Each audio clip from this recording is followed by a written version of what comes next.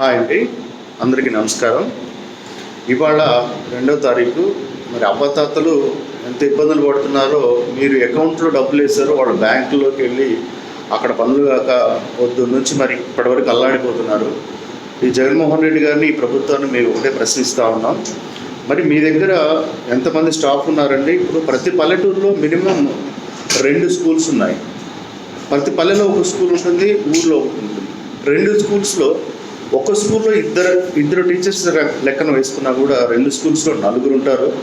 మరి ప్రతి గ్రామానికి ఒక పంచాయతీ సెక్రటరీ ఉంటారు, ఒక విఆర్ఓ ఉంటారు, ఒక విఆర్ఏ మోతాదు ఉంటారు. మినిమం ఒక ఊర్లో 6-7 ఉన్నారు ఎంప్లాయీస్. వీళ్ళు కాకుండా మీరు ఇచ్చిన సచివాలయం సిబ్బంది మరో 10 మంది ఉన్నారు. వీళ్ళందరి చేత ఇంటికి వెళ్ళి పనిచేస్తే ఒక్క 4 గంటల్లోనే పంపిణీ పూర్తి అవుతుంది. కానీ మీరు జగన్ గారి మెప్పు కోసం, ఈ ప్రభుత్వం యొక్క వాళ్ళ ఇది కోసం, మెప్పుదల కోసం మీరు బ్యాంకుల్లో వేస్తున్నారు, ప్లస్ ఇంటికి వెళ్ళి ఇవ్వడానికి మీరు వెళ్ళడం లేదు. ఎందుకంత ఇబ్బంది పెడుతున్నారు? మేము ఒకటే ప్రశ్నిస్తున్నాం. ఇంతకుముందు కరోనా వచ్చిన టైంలో వైన్స్ దగ్గర కూడా ఈ టీచర్లు నిలబెట్టి మీరు పని చేయించారు. అంటే ఒక మందు అమ్మే కార్యక్రమం దగ్గర ఒక పవిత్రమైన మాస్టర్ని తీసుకెళ్ళి పెట్టారే, మరి అప్పుడు బాధ అనిపించలేదా?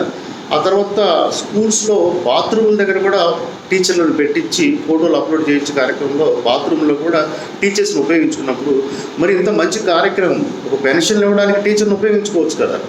ఉపయోగించుకుంటే ఒక రోజున అయిపోతుంది కదా. ఎందుకు ఇంతగా బాధ పెడుతున్నారు? వితంతువులకి, వృద్ధులకి కూడా, అవ్వాతాతలకు మేము ఒకటే మనం చేస్తున్నామండి. ఇదే ఆఖరి, ఈ నెలలోనే ఆఖరుగా మీరు తీసుకునేది. నెక్స్ట్ నుంచి జూలై నుంచి ఖచ్చితంగా చంద్రబాబు గారు, తెలుగుదేశం ప్రభుత్వం రాబోతుంది. మీకు వీళ్ళు ఇచ్చే 3,000 కాకుండా 4,000 రూపాయలు మీకు పెన్షన్ వస్తూ ఉంది. దివ్యాంగులకు 6,000 రూపాయలు.